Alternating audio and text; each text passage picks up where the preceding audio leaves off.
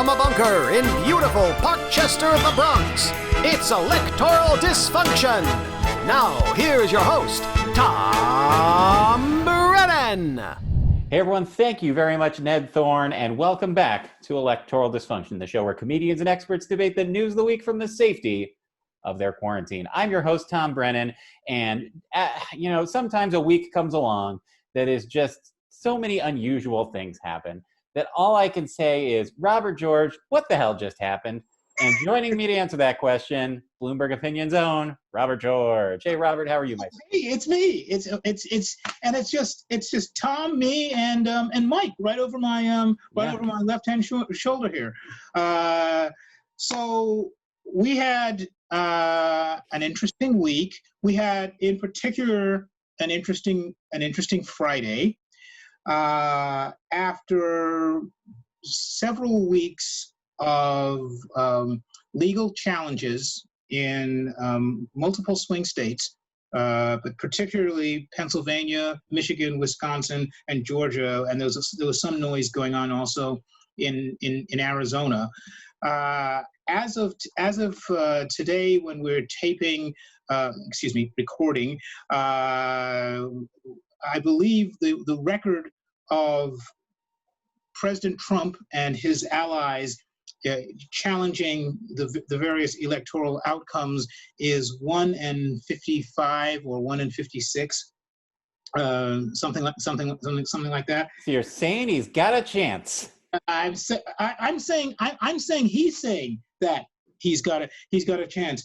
The most absurd one, of course, came when on Tuesday the state of Texas sued in the Supreme Court because they said that the states of Georgia, Pennsylvania, Michigan, and Wisconsin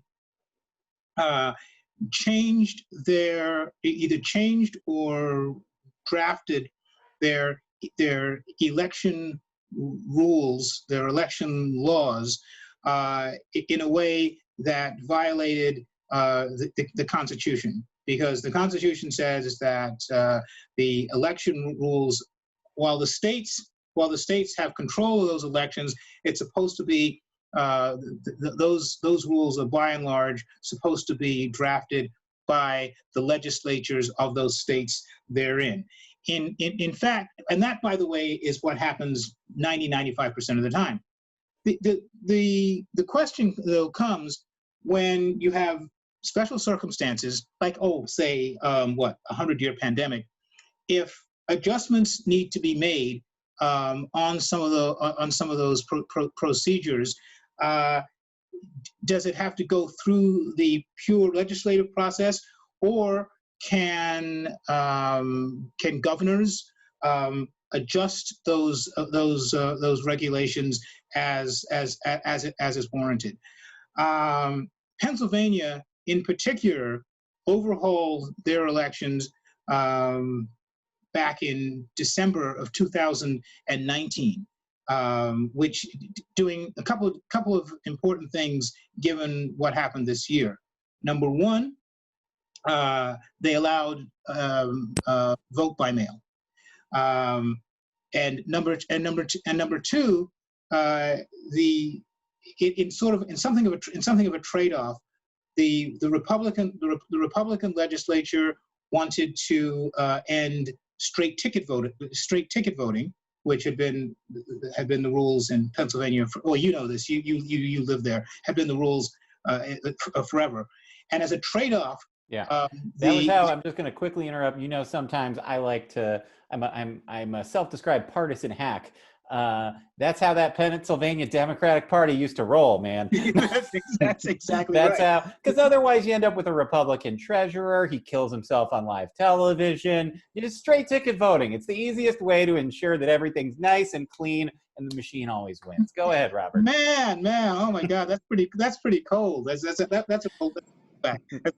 Look, we find Bud Dwyer the patron saint of electoral dysfunction.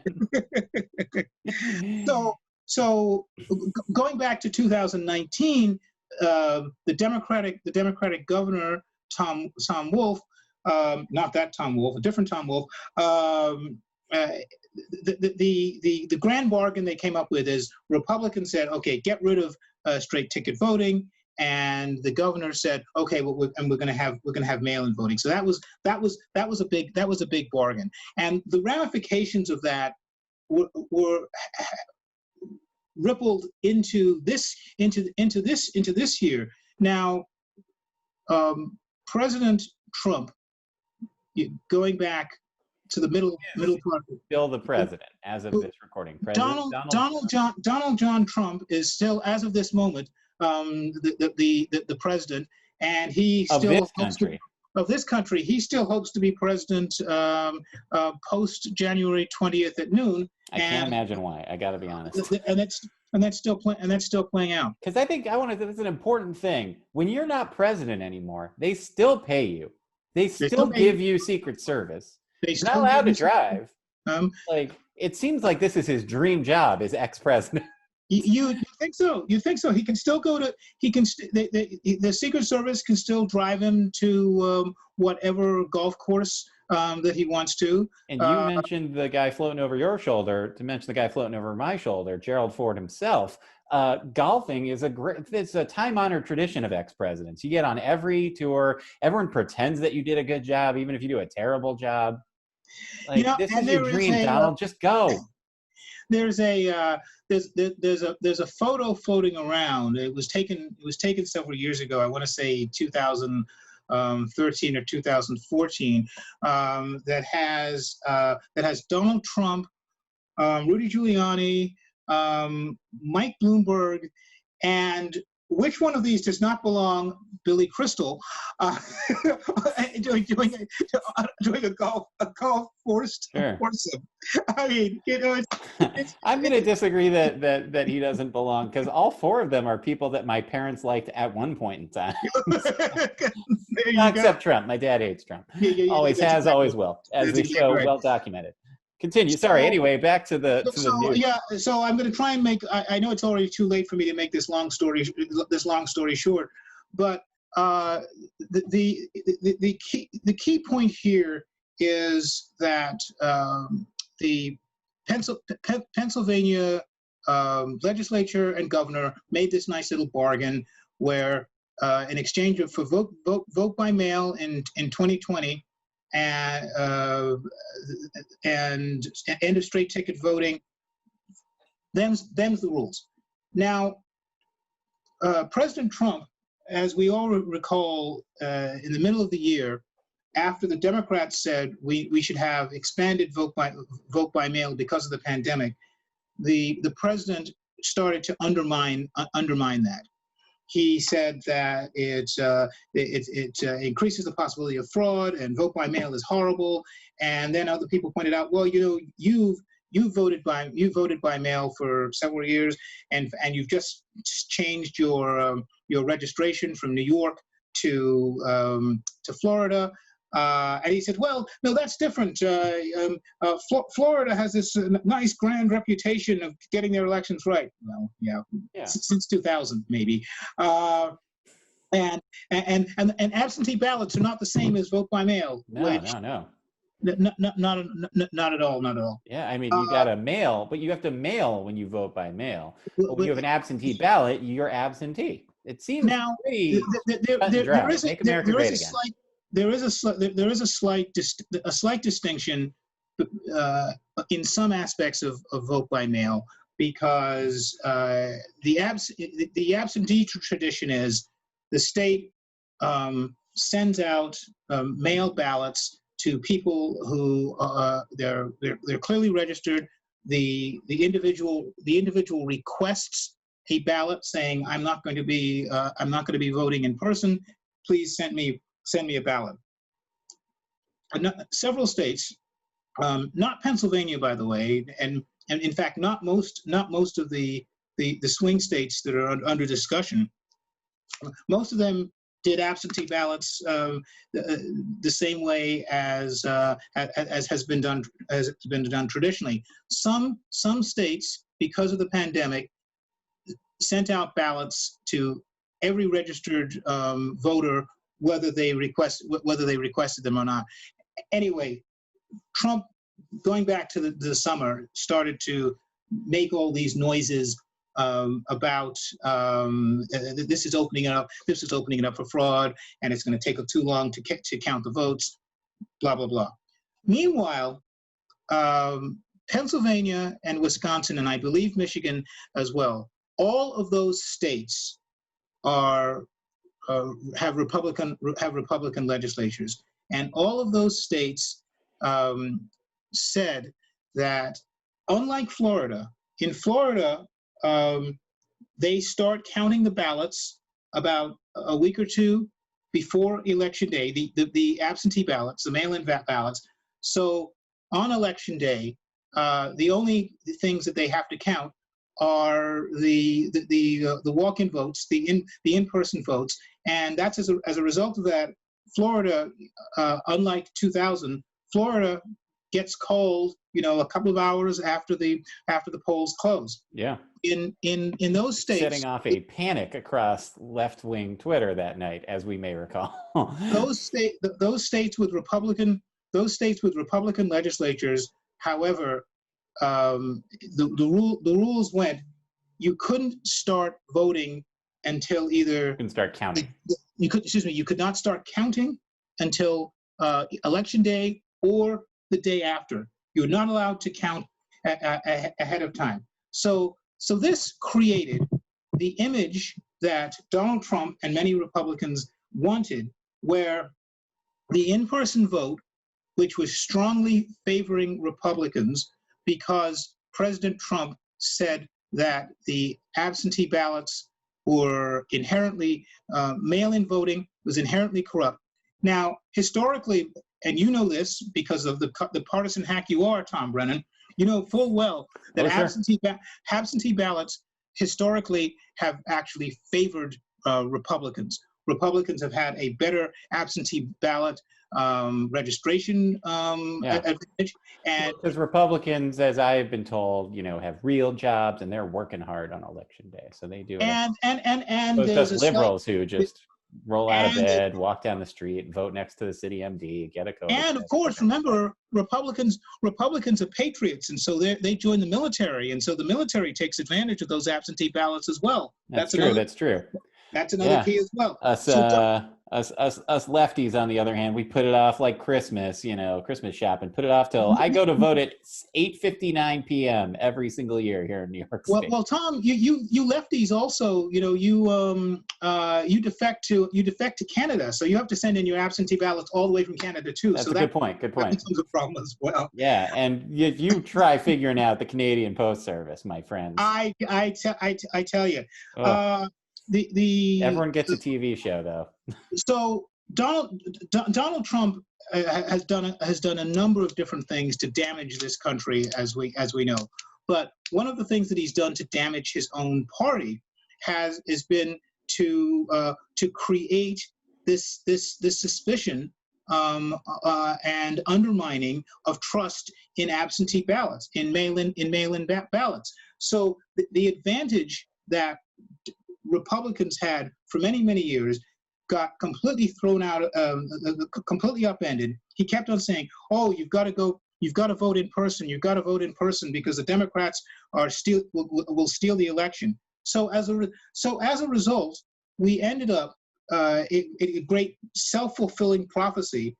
Donald Trump, Democrats, wary of the pandemic, voted by mail. In those swing states, the voting by the counting was not done until after Election Day. So Tuesday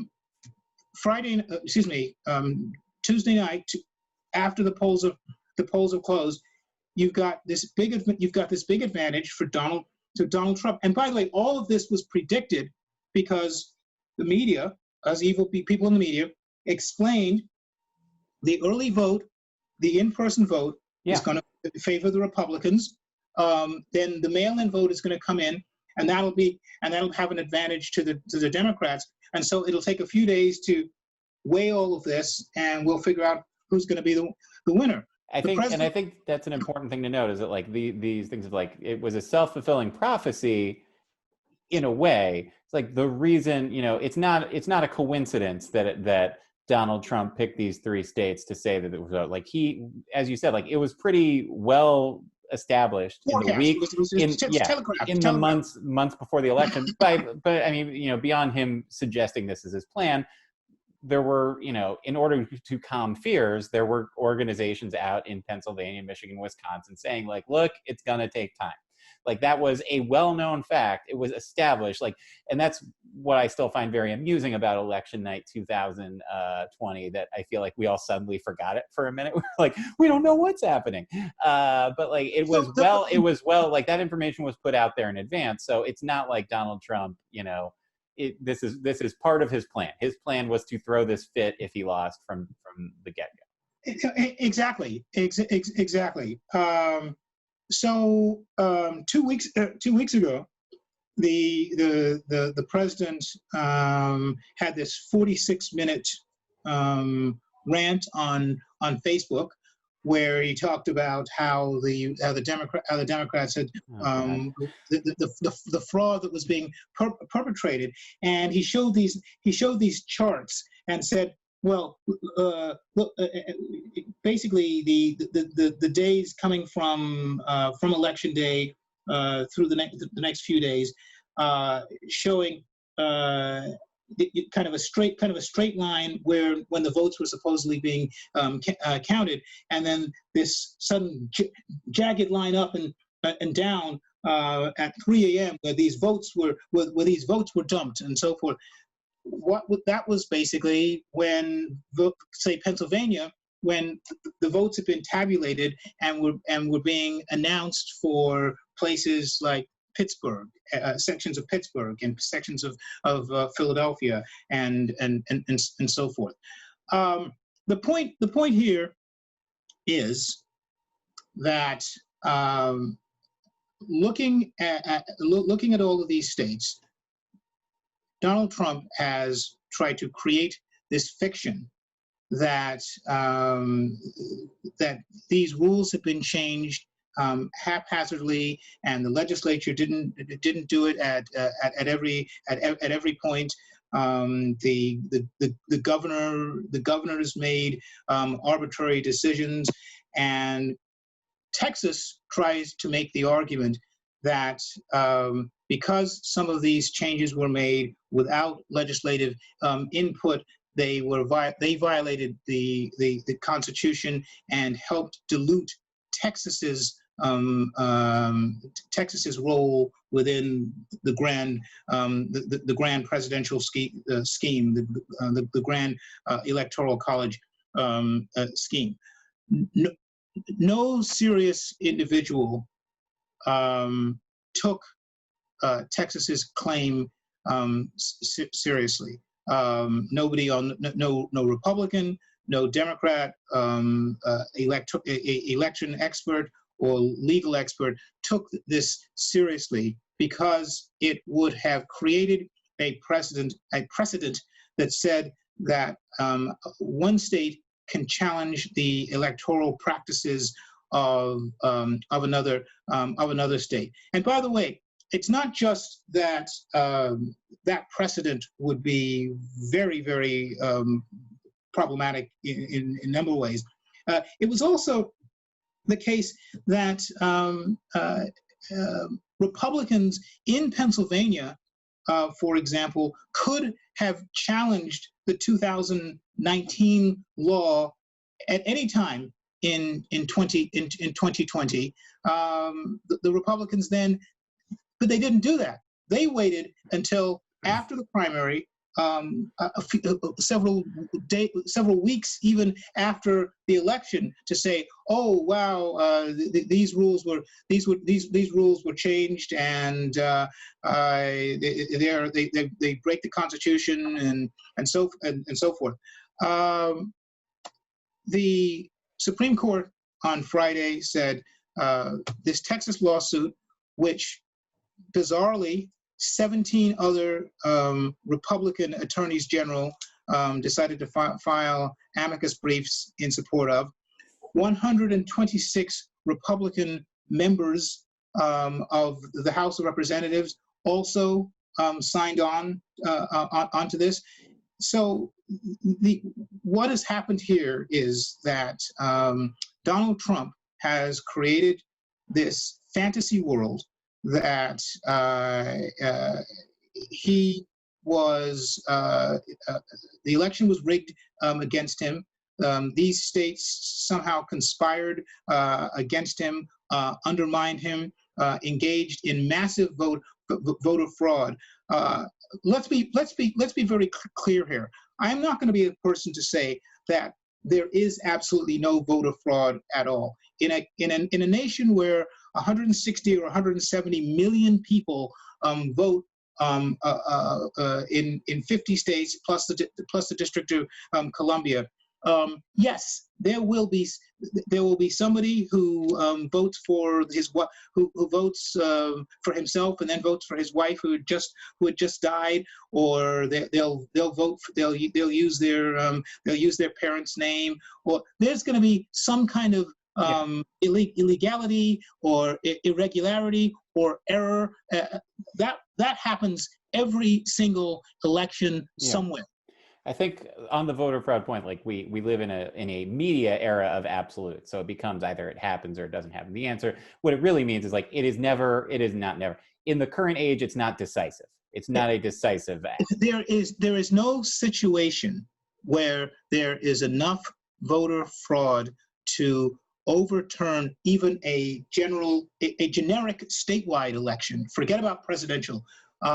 It just doesn't happen. And we also know this. One of the reasons why we know this, particularly in the big picture, is a former Donald Trump appointee, Chris Krebs, who oversees the cybersecurity aspect of federal elections out of the Department of Homeland Security. Oversaw it. He's been fired.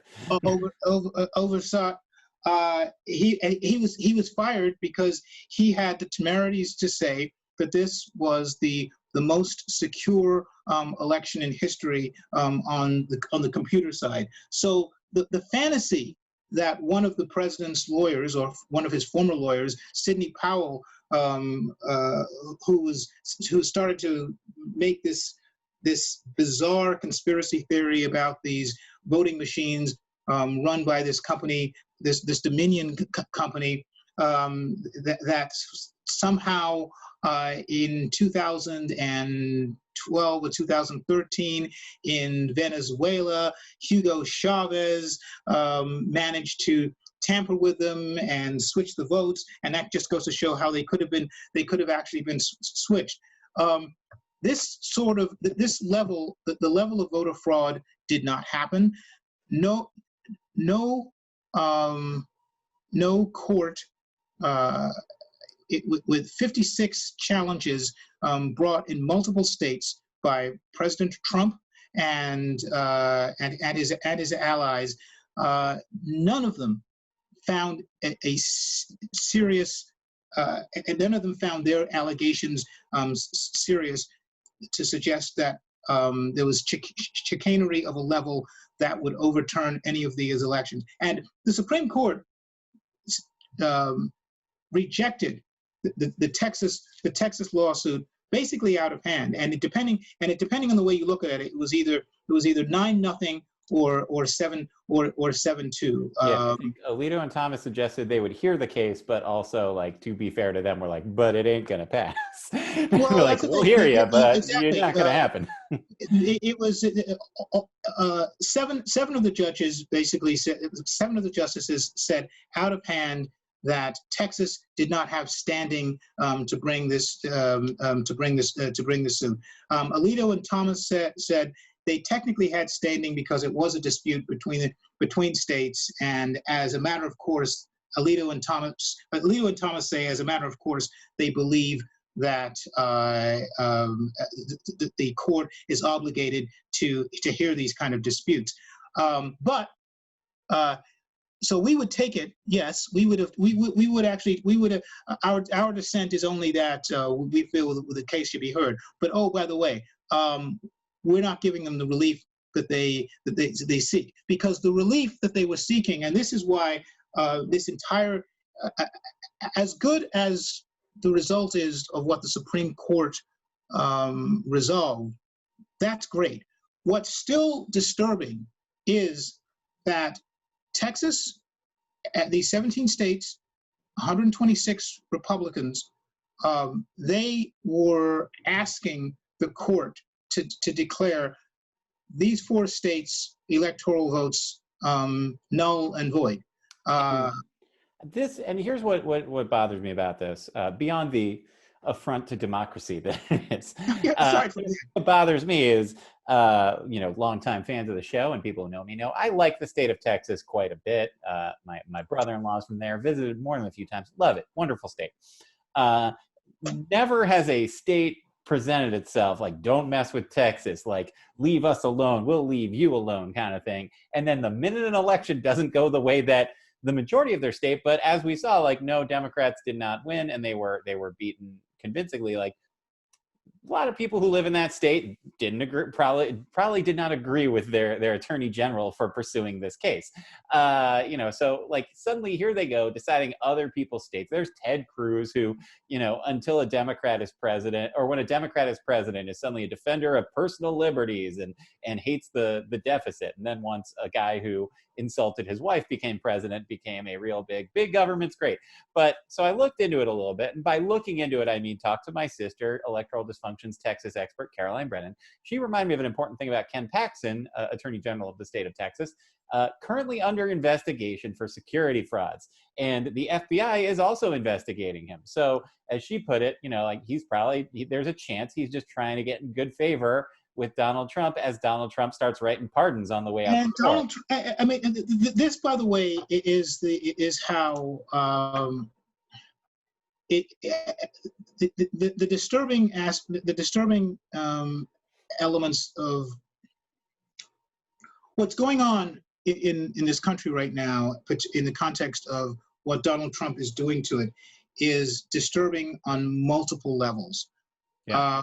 One of them is, as you said, that the President of the United States is trying to go out of his way to undermine the little d democratic result. A federal election was held and he lost. He's trying to undermine that. That is bad in and of itself. The fact that a couple of weeks ago, he's basically advertising his pardon power. Yeah. And suddenly, that advertising of his pardon power is the ears of the Texas Attorney General perk up, because as you said, there's this outstanding securities fraud investigation going back to 2015. There's a more recent action going on involving bribery, and members and attorneys in his own office have been calling him out and calling him corrupt as well. So you've got this corrupt attorney general who under investigation by the FBI, and suddenly he realizes, oh well, let's figure. Donald Trump has kept the base of the party really engaged, really aroused, furious, pitchforks in hand and so forth. So what the heck? I'm going to go out there and file this suit. Everybody knows that it's going to fail, including, by the way, John Cornyn, the yeah. U.S.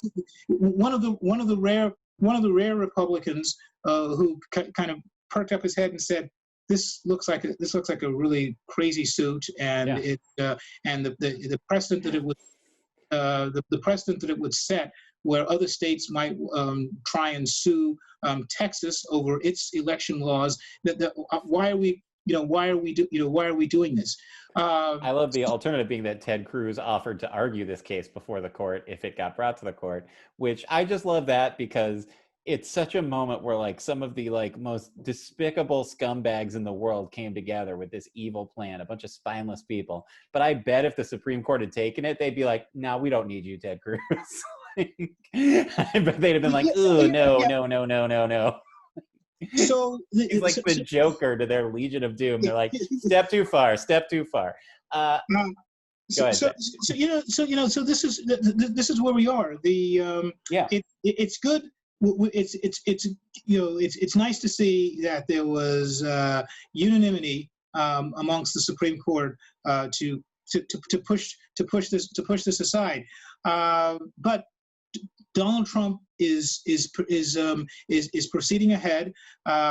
We've got another possible date, which should further cement the reality that Joe Biden won the election. Monday, in 50 state capitals, and also someplace in Washington D.C. The members of the members of the Electoral College meet to affirm the results of the November 3rd election. I believe in Washington D.C. they meet at Ben's Chili Bowl. I think that's where. I think you may be right. We'll check that. If there's if one of the electoral dysfunction viewers out there, if they want to correct us, please please don't. Don't. We're claiming that. We're right. We're claiming that, right.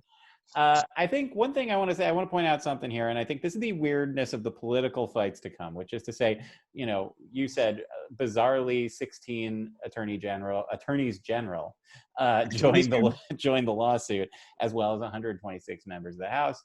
I haven't looked at a deep dive of those members of the House, but I'm sure they probably all represent pretty solidly red districts where they're not particularly concerned about about their electoral future. But I'd imagine, it's probably the answer of why they did it is pretty simple. You have 16 attorneys general who will want to run for governor or Senate one day. You have 126 members of the House who might want to run for higher office or just be figuring out, to stay in office. And they don't want to lose a primary challenge. And they want to be on the good side of a guy who will be a powerful force in the party until as my grandfather would have said, until the Lord decides I don't have to do this anymore. But I think this is the thing that I think about. I think about Mitch McConnell, who I think, as people know, I think is maybe the worst human being to ever enter our politics. But I don't think he's someone who wants, he's not Alan West. He doesn't want a violent civil war to break out. I don't think Mitch McConnell wants violence in the streets, but they do want this violent. For our viewers out there, Alan West is the GOP the GOP state chairman of Texas. And he's a former Florida congressman. He's a former Florida congressman. So Alan West is the answer to the question you've all been asking. Is there actually somebody who's too crazy for Florida? Yes. Yeah. And that man, they're like, get your ass to Texas. And Texas is like, that man is Alan West. And after the Supreme Court decision came down, he said, perhaps it is time for honest states to form their own union and go in a separate way. To which people like myself say, "Oh, this raises that great old phrase, if at first you don't secede, try again." Oh boy. We might have an episode title. I think, but that's what's going. That is the Sidney Powell, the aforementioned former lawyer to the Donald Trump campaign. She used that phrase, release the Kraken. Which, again, just like the former campaign manager of the Trump campaign, who said that they had so many resources on hand, they were like the Death Star. You've got these people making these pop culture references, not realizing that these entities that they're talking about end up either being blown up or killed. Yeah. The Kraken has been released, unfortunately. Donald Trump has released the crazy within the Republican Party, and in the piece that I wrote for Bloomberg this week, I made reference to what Madison wrote in Federalist 10, talking about faction. And most people interpret faction in the classical sense of the Federalists as meaning, well, parties, political parties can become could endanger the little r Republican system of government that they were trying to found at that moment. I was making the point that we have political parties, but what Donald Trump has managed to do is turn the Republican Party, or a significant segment of it, into a destructive faction, which is not interested in, say, the broad public principles which the party and the country can at least embrace and debate whether they agree or disagree. Instead, we have a faction, the goals of which are to placate the political reality of one man, to help keep one man in power. And he's managed to convince this faction to go along with his whims, and it is taking it's already taken the party down a very, very dark road. And until January 20th at noon, it still threatens to take the country down to a road too, if Joe Biden is not inaugurated at that moment.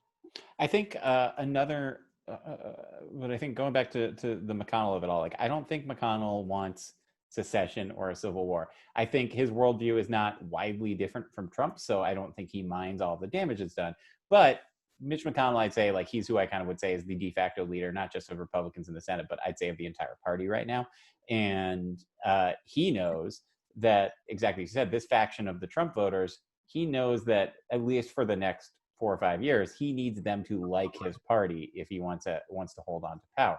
I think, like, yes, Republicans and traditionally do better in midterms, particularly when there's a Democratic president, just because there's lower turnout, and that generally will favor the party.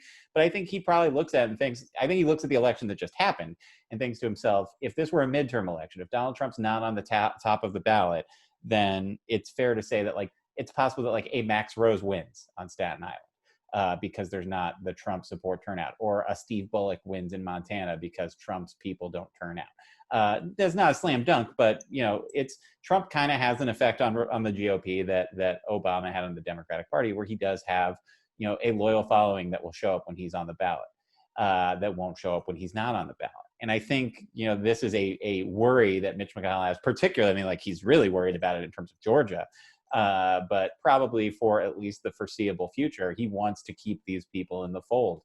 And, you know, that means placating to their crazy in a way that is very dangerous for our country. I think one other thing, and then we'll hop off, but one other big thing that happened this week, of course, is, like, late Friday night, the FDA has approved the emergency use for, I believe, both the Pfizer and Moderna COVID-19 vaccines. Donald Trump claiming a huge victory for Operation Warp Speed, even though Pfizer didn't take any of the Warp Speed money, but that's okay. Let's give him some credit. You know, why not? I'm willing to give him credit if it gets his people to take the vaccine. That's my thought on this, because we need everyone to take it, even the people I hate. One theory that I have, Tom, and it's a little bit out there.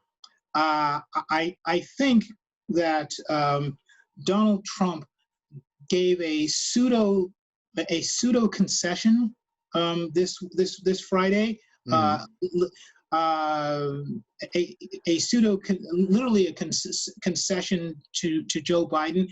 And the reason why I say that, Friday afternoon, while the FDA is meeting and making and, you know, deciding whether they're going to make this approval, the White House leaks out that Chief of Staff Mark Meadows has said that if Stephen Hahn, who's the head of the FDA, if he doesn't approve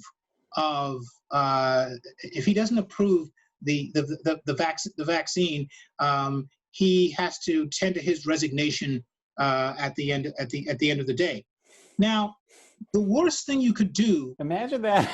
Let's just put yourself in a quick position. It's like, I don't know if he's a political appointee or not. Is he a Trump appointee? So like, you're going to be out of a job on January 20th anyway, and it's 2 weeks before Christmas, and you're told do the impossible by the end of the day, or you're fired. But the problem here is serious. We are right now. There's a large number of people who are skeptical of the vaccine, particularly, by the way, in the Black community, yes, for historic reasons. Yeah. And I think an important thing, like, you know, the anti-vax debate can always get boiled down to like crazies versus not crazies. I'd say the skepticism of vaccines in the Black community comes from an incredibly fair place, you know, if you know your Exactly. I think that, and this is my own conspiracy theory that's going on here,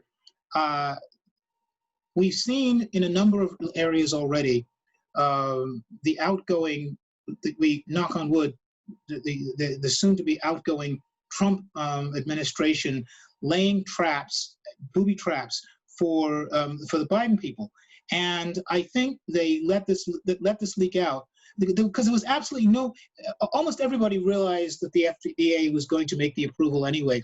There was no other reason to send this out there other than to make things more difficult for Biden and company when they come in terms of getting people to accept the vaccine, because it makes it sound like, oh, well, the FDA did approve it, but it was after Trump threatened the head of the FDA. So, oh my goodness, was there political influence? I mean, there was no reason for the White House to make that statement except to potentially screw over the incoming Biden administration. Yeah, I think you're right. I think, you know, the vaccine rollout, and we're going to talk more about this on next week's show, particularly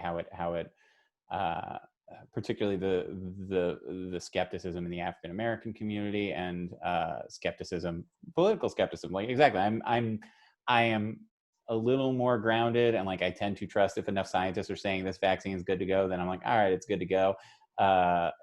But yeah, the fact that Donald Trump was like, get it done. There is part of me is like, if I take this, am I going to turn into a Hulk? Because like, I don't know if I need that right now. Maybe I do.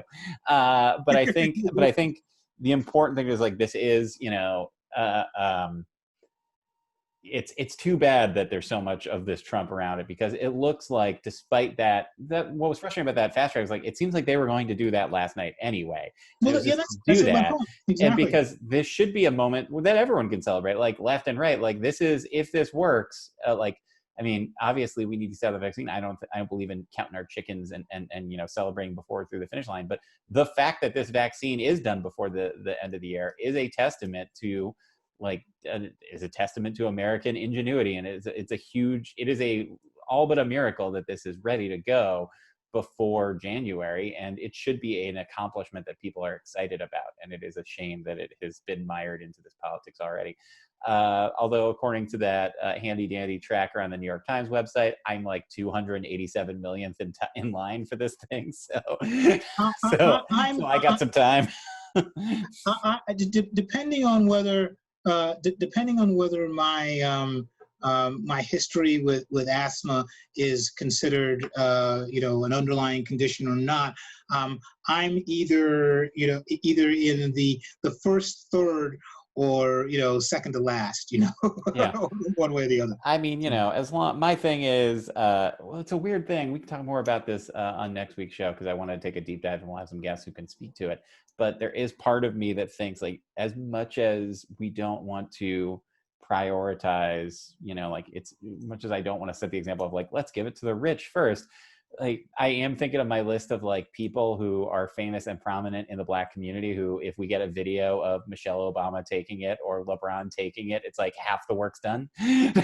Like, that matters. We've already had, you know, three of the four living former presidents have already, you know, volunteered themselves. Yeah.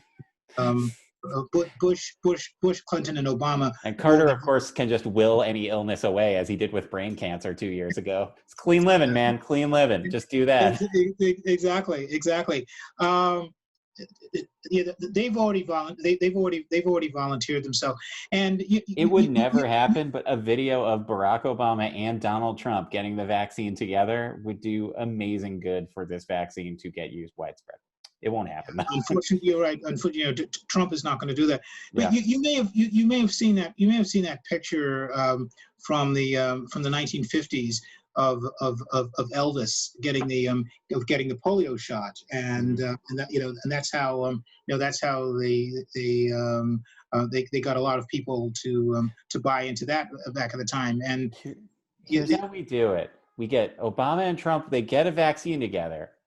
And the only thing they have to do is say what they honestly think of one another to each other. Because then everyone would watch it. And I think Trump would go for that. I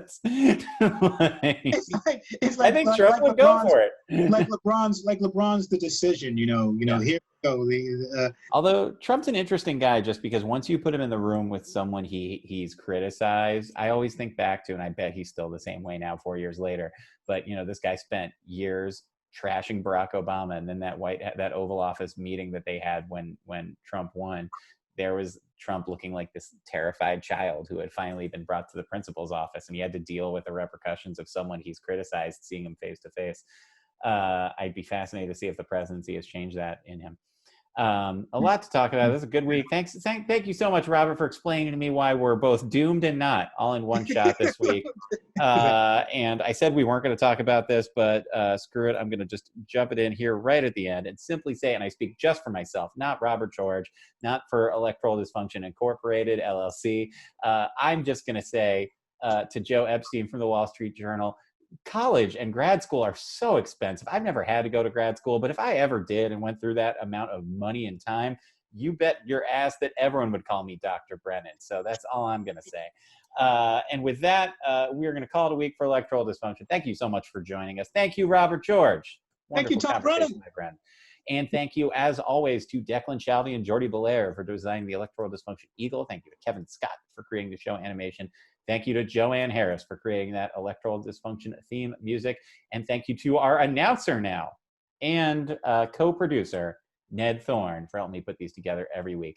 And now to play us out, a little holiday cheer from Harlem, from our old pal, Megan Sass. Ned Thorne, star wipe us to Megan. Hey everybody! Hi, Megan Sass. Glad to be back with Electoral Dysfunction. So as many of you know, I am of the Jewish persuasion. And so what that means is that at this wonderful time of year, I get to hear a lot of great Christmas songs that were all written by Jewish people. And I get to hear some really terrible Hanukkah songs that have nothing to do with Hanukkah and maybe don't even have to do with Jews. So I thought, wouldn't it be fun to create something for Christians that is a Christmas song that lets you experience what I experienced growing up as a Jew in America? So this is a Christmas song that I wrote full of Christian things. It is Christmas time again. Tell your son and tell your daughter that it's Christmas time again. And we'll drink some holy water. Then we'll hear the sleigh bells ring while we're naming Christian things. Lots of random Christian things for Christmas time. Oh, it's Christmas time again. There's a reindeer and a tree. Yes, it's Christmas time again. So go grab your rosary. And before the Christmas bash, down your forehead with some ash. Oh, it's all the Christian things for Christmas time. Oh, it's Christmas time again. It's a season that's so funny. Yes, it's Christmas time again. See the eggs and Easter bunny. Hang your crosses up on high with the bleeding thorn-crowned guy. These are also Christian things for Christmas time. Well, it's Christmas time again. When the winter cold begins, it is Christmas time again. So confess all of your sins. We'll complete our celebration with some transubstantiation. I just named some Christian things for Christmas time. I named lots of Christmas things for Christmas time. Let's name totally unrelated stuff we randomly heard were Christian things for Christmas time.